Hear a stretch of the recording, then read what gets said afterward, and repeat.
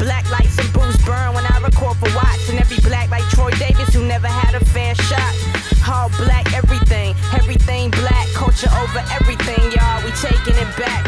Welcome to season 12 of Left to Black, and we're thrilled today to be joined by Professor Tina Campt, who is the Owen F. Walker Professor of Humanities and Modern Culture and Media at Brown University. She's the author of several books, including Other Germans, Black Germans and the Politics of Race, Gender, and Memory in the Third Reich, University of Michigan, 2004. Image Matters, Archive Photography in the African Diaspora in Europe, Duke University Press, 2012. One of my favorites, Listening to Images, Duke University Press, 2017, and she is joining us today to talk about her brand new book, A Black Gaze, Art is Changing How We See, published by MIT Press, 2021. Of A Black Gaze, the great Deborah Willis writes, "What is a Black gaze?" Tina Campt explores the question profoundly by tracing the long history of looking at Black art practices and successfully merges the sensory of the sonic, the touch, and the optic. This dazzling book untangles in lively prose the impact Black diasporic archives have had on contemporary Black artists. And again, that's the great Deborah Willis. Thanks for joining us today, Tina. You're very welcome. Very glad to be here. Not only a long time since we've seen each other, but a long time since you walked this campus down here in Durham. That is very true. Very, very true. So welcome back virtually. Thank you. Thank you. Thank you. Let's start with this concept of the Black gaze, right? And you're really recovering the Black gaze in the ways that historically we've talked about gazes, and particularly the white gaze. So unpack for the audience, this concept of the Black gaze for yourself. So the concept of the Black gaze has been one that I will confess has been controversial from the very beginning. And I was actually hesitant to call my book A Black Gaze, but someone I trust said, that's what it's about. You're going to have to own it or not. But the controversy about it is whether or not claiming the gaze in the name of Blackness is about inverting a structure of domination for a dispossessed group of people like African Americans or African diasporic people. And what I'm trying to say is that the Black gaze is not a recuperation of that. And it's not even about a particular perspective. It's not about how Black people see, nor is it about looking at Black people. What I'm trying to say is that a Black gaze is a gaze that puts you in relationship to Blackness and anti-Blackness in a way that requires you to do a certain kind of ethical work, a certain kind of effective work. A certain kind of effective labor. So it is the work of when it's present. It is the work of care and being put into the position of needing to care and being accountable to care. One of the things that I describe it as is it's a way of looking alongside, right? So looking alongside the precarity of Blackness or the ways in which Blackness has been made precarious, how it's been made disposable, how it's been made fungible. And in that proximity, to be forced to confront your own privilege sometimes, to be forced to embrace that and to move towards a different kinds of transformative politics. As conversations about anti-Blackness and anti-Black violence have kind of moved over into the mainstream. And now so many expertise, if you will, on this, so many commentators. There's a way in which this book feels as though it's right for this moment in a way that it would not have been right, say 20 years ago or even 15 years ago. Mm-hmm. I think you're absolutely right, or at least I hope that's the case. Part of the reason that I'm very glad that it came out so quickly, because I wrote this book in about 3 years. And that 3-year turnaround was really about the urgency of now. That I was propelled onto a journey, not only through the work of artists that was transformative to me. I think it's also transformed the art world. And I also think it's transformed the way in which people understand the role of art and visual culture as making certain kinds of statements, certain kinds of proposing certain kinds of imaginaries, proposing certain kinds of refusal. And yes, that is about this particular moment in time when it's, to me, it's not about resistance anymore. It's about refusing all of the terms that are given to Black folks that are supposed to accommodate the complexity of our circumstances and situation, which they do not. Which they do not. I actually literally just came from seeing an amazing film installation that I think is right now, I didn't write about it, but it is, for me, the encapsulation of a Black gaze, and it's John Akomfra's Five Murmurations. And it does exactly that kind of work. What I was telling a friend is that it makes you relive the last 2 years in an hour on 3 screens in a dark room. And it's not a narrative. It is literally about all of the forms of violence, of enclosure, of precarity that we have experienced, encapsulated during the pandemic, right? But this has been building up to the pandemic, and the pandemic, to me, just uncorked it, right? Uncorked it under pressure. And that's what we've been witnessing. I mean, I feel that way about a Black gaze and the way that it's capturing this moment before COVID, before the pandemic, and at least in relationship to your practice and how you do your work, a world that we can't go back to. I mean, what struck me about, the artists that you write about here is that you're traveling to see them, Right. right, and sitting in their studio spaces, right, and a lot of your work has often dealt with travel and mobility and in a global sense. But it's the kind of movement that we can't do anymore, right? That we're trying to recreate in this kind of virtual dynamic. And it strikes me that the conversations that you're having with these artists in their own spaces is a slice of something that we'll never get back to.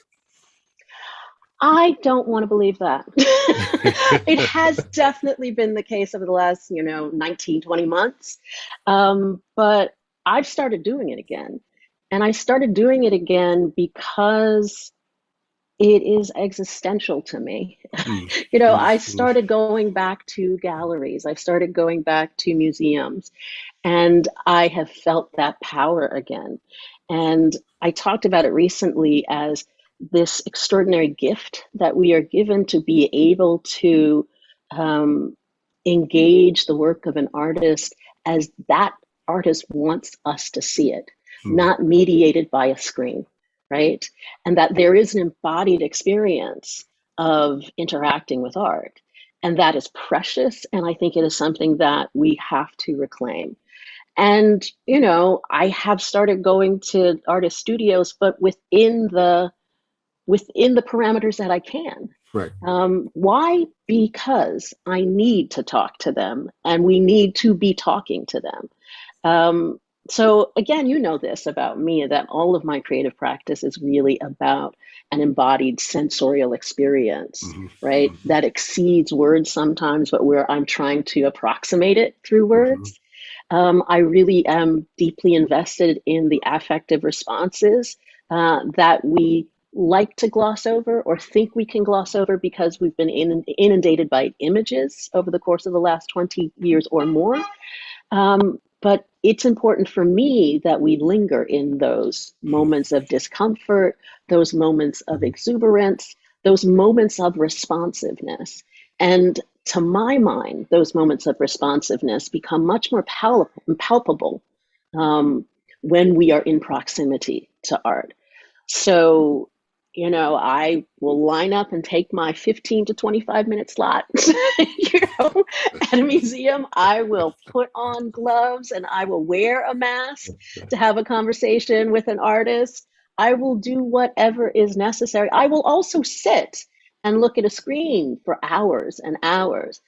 But my preferred practice is to sit in the space of art and to let it make its impression upon me and to open myself up to it. I mean, you talk in the book about, you know, just how you figure yourself in these spaces. You know, sitting on the floor with your legs crossed, you know, finding a wall someplace where you could just kind of slide down. And I was struck again by this process. You know, talking about the fact that, you know, when you're in these spaces, you're not writing about art, and you say that you're writing to art, but not in the sense that, you know, I remember reading, you know, Baraka, and he talked about, you know, there's no way for us to measure the impact of Miles Davis's Kind of Blue, because literally, right, thousands of folks have wrote a poem, did sculpture, none of which may even reference Kind of Blue, but they were listening to Kind of Blue, so it's part of the process. But you seem to even be taking a step further, as if you're in conversation with the art, like you're writing questions and queries to the art itself, you know, in the context of your writing process. Well, I am honored to be spoken of as an extension of Amiri Baraka. Thank you very much. So let's start there. But, you know, it is a process that where the writing too is about being in dialogue with, Mm-hmm. right? Mm-hmm. So the art is having an impact. And what I'm trying to do is tell that work what the impact of it is. And I'm trying to locate it in the work itself. So there's a conversation between me and both the artwork itself and the artist. Yeah. So the first conversation is with the artwork, and then the second conversation is with the artist. And then I loop back around usually to myself and I think, wow, how did they get me to feel this? And there again, it's not necessarily what are we seeing, but how did they get me through this piece of artwork to feel this? And making that loop, sort of completing that circle to I was here, I experienced it, I learned about it, go back to that moment of encounter when you felt it. That's what I'm trying to describe, is that circuit of encounter, and not to short circuit it as a sort of back and forth between me and an inanimate object, or me and the end point of a genre, for example. I'm trying to actually have an active encounter where it's not simply that I am taking it in. It's taking something out of me. It's drawing something out of me. And we need to be accountable to what it's drawing out of us. None of the artists that you look at in a Black gaze are easy. You know, they're all artists that demand work and labor for those who engage their work. And you know, and they do so in very interesting and different and curious ways. I mean, Khalil Joseph is someone who, you know, is striking in the sense that he has this kind of mainstream sensibility, you know, even before Lemonade. But in practice, he is in fact, you know, in the best sense of a word, you know, a high art figure, right, in terms of the work that he's doing. But then you take someone like Dina Lawson, who traffics in the popular in ways that really challenge us to rethink the popular, right? And she also gets a lot of pushback, and I'll ask you to unpack this a little bit, because she really is trampling on ideas of Black respectability, right? Again, thinking about images that would not have been able to circulate 20 years earlier or 50 years earlier because of Black respectability policing. You know, talk a little bit about her work and what she's pushing back against. I was also struck by the fact that when you wrote about, you know, being in her studio and living amongst these photos, you know, very often made me think about Kara Walker. I mean, the first time I saw Kara Walker in an exhibition, after seeing everything on a page, it dramatically changed my sense of the work having to be among the work. Right. And you know, and Lawson's work functions that same way. We see it on a page, it means one thing, but to actually kind of walk among it, you know, as you talk about it, talk a little bit about Lawson's work in that regard. Well, I'm glad that you referenced Kara Walker. You know, Kara Walker, Carrie Mae Weems, these are artists who opened the door in many ways for many of the artists that I'm writing about right now, right? By taking those kinds of chances and by challenging the norms of respectability. And you're absolutely right. The norms of Black respectability are vociferously policed, right? And so when you get somebody who is willing to, as I say, you know, um, show us, display us in all of our profane glory, right? There will be people who are upset. Um, the other thing that I would also say about the policing of Black respectability, and some of the things that Dina Lawson's work does, is that it challenges the gatekeepers of Black respectability, of who gets to count as high art, right? And when you challenge gatekeepers, right, there's a backlash. There's a backlash, right? So one of the things that I find so glorious about her work is the fact that she owns it. She owns the fact that this is her eye. This is a vision, right? That she encounters people and she sees them in a particular context, right? But she doesn't hide that context. She doesn't hide it at all. She makes a point of inviting them to her gallery openings, to the Guggenheim when she had, for the Hugo Boss Award. She is inclusive of these individuals in ways that I want to ask those who think that she's exploiting them to reconsider. The work isn't necessarily a documentary project about the individual. I'm actually trying to image the mythic realm, or use the person as a vehicle to represent an entity beyond what is actually present. So in some ways, it definitely is more like a collaboration for a literary project, so to speak, and not necessarily about I'm photographing Keisha and this is a photograph of Keisha. This is a photograph beyond Keisha. And to really be able to think about what is so uncomfortable to us about seeing them in an art gallery and what sense of propriety are we protecting? Right? And so our sense of propriety needs to be challenged, because in not challenging it, we're assuming that it is shared, and therefore it becomes a norm. And that's precisely what Dina is asking us to rethink. What are the norms, right, of what counts as high art? What are the norms of what Black folks allow of ourselves to be shown?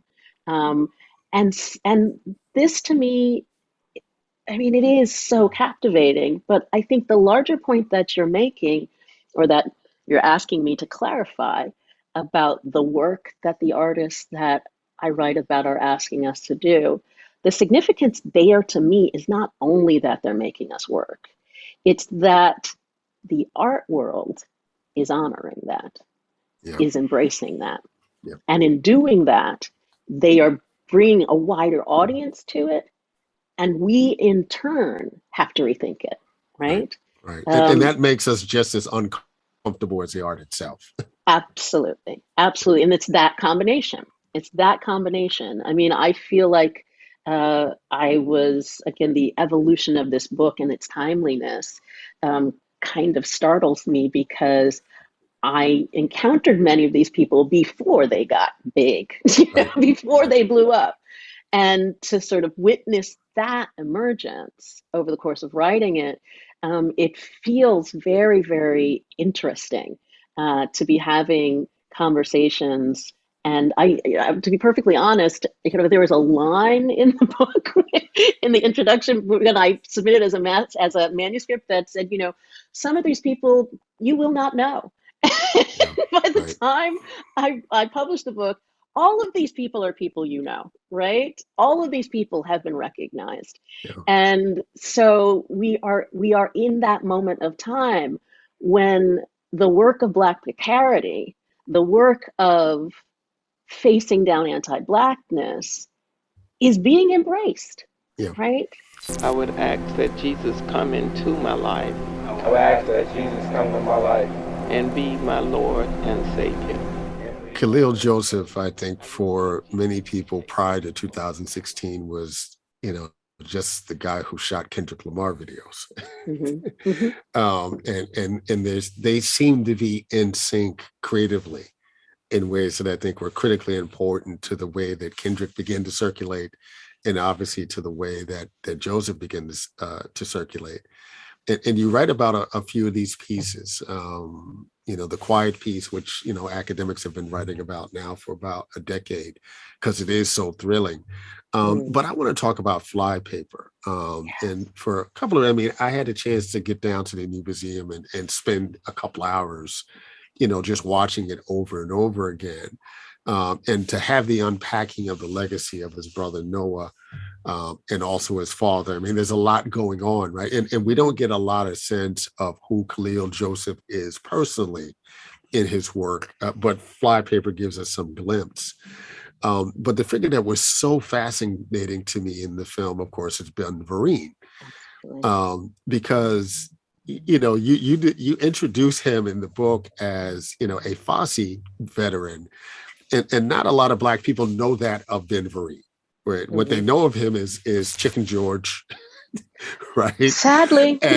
And Will Smith's, dysfunctional father, right, on The Fresh Prince, right? And in a different kind of turn, they may know him because of his performance at the inauguration performance in '81 and doing Burt Williams.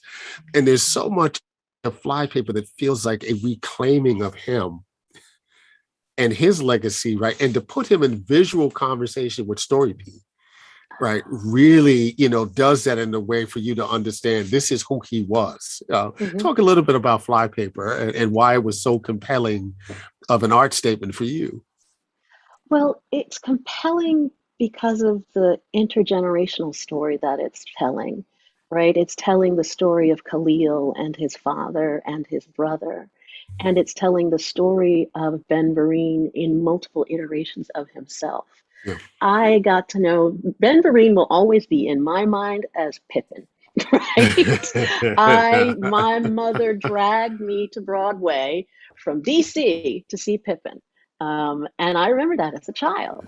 And that is why he is immediately to me a Fosse dancer. Right. And not just any Fosse dancer, right? He was a consummate Black Fosse dancer.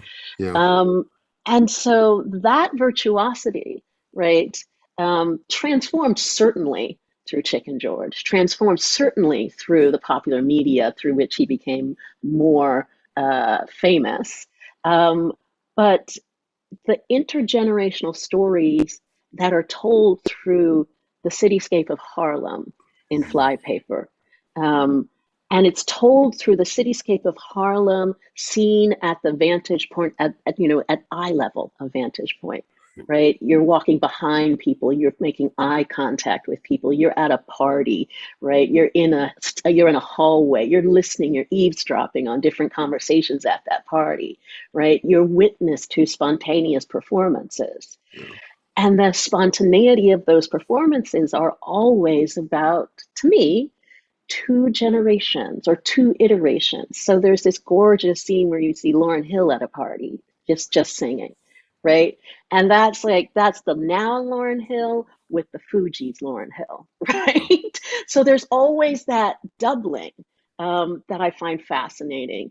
And there is there's one sort of glimmer of a scene where you see the soundtrack, the cover of the album to the soundtrack of Pippin on the floor in this warehouse, making this gesture, right? Making this gesture to, who he is, who this person is, right? And the fact that this is familial, right? Yeah. And so the scene that I write about that undoes me every time I see it, and undoes me, is when Storyboard and Ben Vereen are dancing in a hallway in very different idioms, right? storyboard is a quote unquote flex dancer, but I want to call him a flow dancer. I describe him as a man without a skeleton, Yeah. right? Yeah. And so he's doing his iconic Mhm. movements, but at the same time, Ben Vereen is doing the limited forms of Right. choreography that he's now able to To do. do, Yeah. as a generationally senior dancer. But he still got it, Yeah. right? Yeah. He still got it. He is Yeah. still able to dance a duet with somebody who could be his kid, right?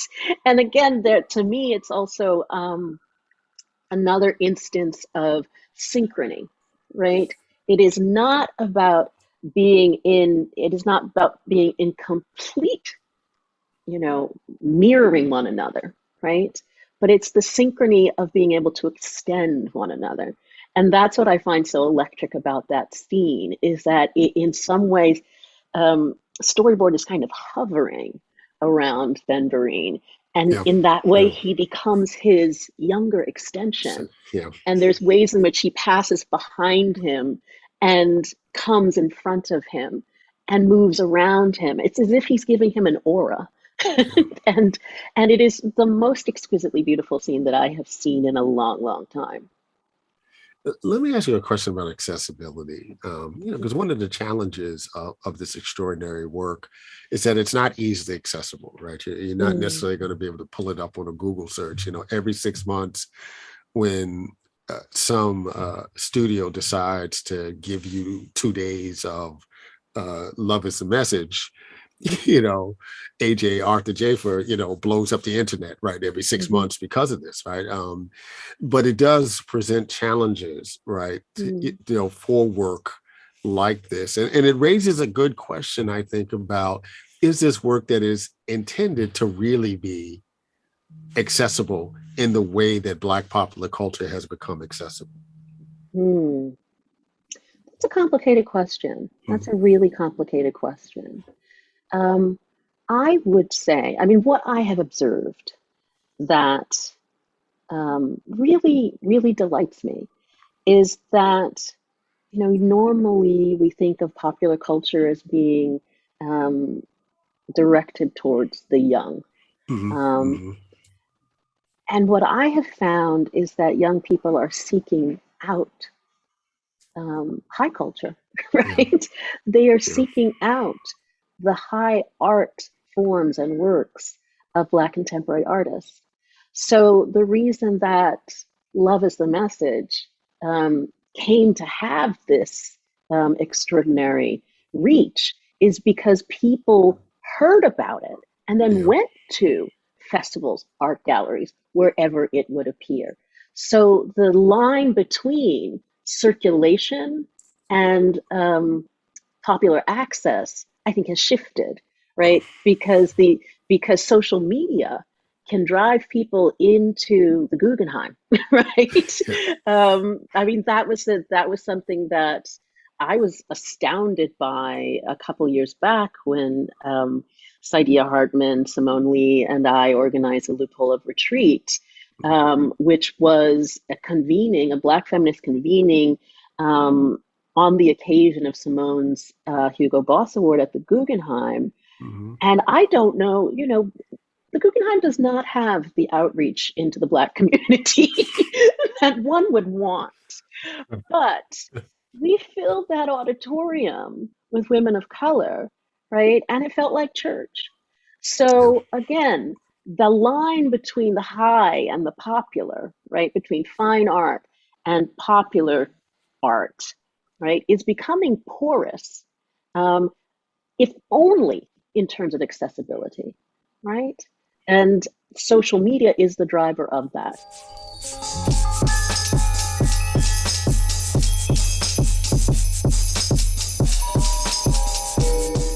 You talked a little bit earlier about when we see some of these artists functioning, they're doing so. Storyboard P is a good example, right? On a very, very high level. And in many ways, you connect this incredible skill set to both the performances of Black joy and Black precarity, right? And they really come into focus in AJ's piece, Love is the Message. This unwillingness to separate Black joy from Black trauma, from Black precarity, right? It is as difficult to tear yourself away from love is the message. At the same time, you're resisting everything it's asking you, right, to emotionally engage in. You talk about, defamation as flow in this context. Talk a little bit about what it is about AJ's work. And you talk about these artists, none of this is brand new. I mean, the pieces that you quote for him about, Black visual intonation, by far for me, it might have been the most interesting things in that Black popular culture reader now that's almost 30 years old, right?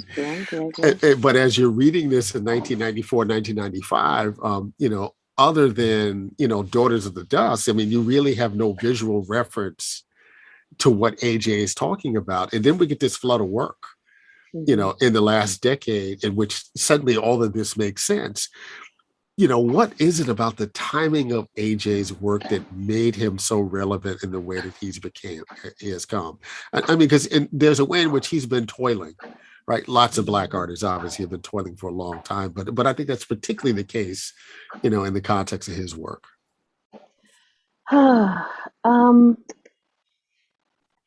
AJ is an amazing, amazing artist, collaborator, thinker. I mean, that's what you referenced, is that piece in the Black popular culture reader. And that's what he's been doing, is he's been simultaneously making and thinking, right? And the twinning that I talk about between precarity and joy, and I would add another term, which is AJ's term, which is pleasure, right? That he actually wants us to think about Black pleasure as much as we're thinking about Black joy. And I take that to heart, because what he's doing in focusing our attention on the difference between joy and pleasure is he's focusing focusing us on the intentionality of Black folks' desires, right? And our fulfillment of our desires. And so it's that moment in between precarity and joy that to me becomes the pivot, right? It becomes the pivot that keeps us watching that film through the difficult moments and into the moments of mastery, is because he allows us, he invites us to indulge in taking pleasure, right, through our pain, right? to make that a through line. Through the pain, we have to be able to grasp at and continually embrace our own joy and pleasure. And so, I mean, the question about the longevity of AJ and his practice, I think it's similar with somebody like Simone Lee, right, who's been toiling as well. And one of the things she talks about suddenly getting so much attention is that, she said, nobody noticed me for the longest while, so that's why I could do my work. And I did my work in obscurity for a good long while. And we used that time wisely. And I think the same is true for AJ, right? He used his time wisely. He was making work. People weren't ready to accept it. People weren't ready to embrace it. But artists, I was telling a friend of mine recently, like, artists don't make stuff for the market, or if you do, I think you should ask yourself about that, right? And so in that way, that's part of the tsunami that AJ talks about, that I quote him on. He talks about there's about to be a tsunami of Black work that we aren't even prepared for. Right. And I think we're seeing it already. Let me ask you this question, right? That reverberates in the conversations that we're having these days about Black studies and other forms. you mentioned the tsunami of art, tsunami of publications, right? Just a tsunami of Black expression. Do you think we're currently equipped to do the critical work that really puts this in the kind of framing that one goes towards the kind of framing that goes towards longevity, right? That speaks to an evergreen quality of this work. And I mentioned that in the context in which, there are so many think pieces that show up, 650 words on this, that really don't contribute to the value of the art, but contribute to the eyeballs that see it in a particular moment. Do you have any concern around those kind of levels? I hear you. There is, there's an upside and a downside. The small think pieces that people can put into the world from a relative, sometimes a limited perspective. Absolutely. Right? Absolutely. Right. That, it's not about expertise. It is about putting a response into the world. Right. I applaud that on many levels because it means that people feel entitled to have a voice around art. And I have to respect that. At the same time, I feel like there's another thing that's happening that's even more important. And that is that artists are talking to scholars, right? Yeah. Not just critics, right? But scholars. Right. And it's a dialogue, right? That we're listening to them as much as they are reading us. Yeah. And in doing so, the critical apparatus to unpacking this work and its significance, its social, cultural, societal, historical significance, right, is enriched by the dialogue, by no longer writing about artists, but writing with them, right? Understanding them and what they want to do, as opposed to putting them into a lineage, right? Yeah. That we see them continuing. That I love that dialogue. And I love the fact that the enthusiasm is on both sides. What's next for you, Tina Campt? What's next for me? In what sense? I'm not the kind of person who does more than one project at once. I finished this one, and I'm going to sit, and I'm going to think, and then I'm going to come back to you. That you will. We've been joined today by Professor Tina Campt, who is the O.N.F. Walker Professor of Humanities and Modern Culture and Media at Brown University. She's the author of several books, but most recently, A Black Gaze, Artists Changing How We See, published in 2021 by MIT Press. It's been an honor to talk with you today, Tina. Always a pleasure, Mark. Always a pleasure. Black lights and booze burn when I record for Watts, and every black like Troy Davis who never had a fair shot. All black everything, everything black, culture over everything.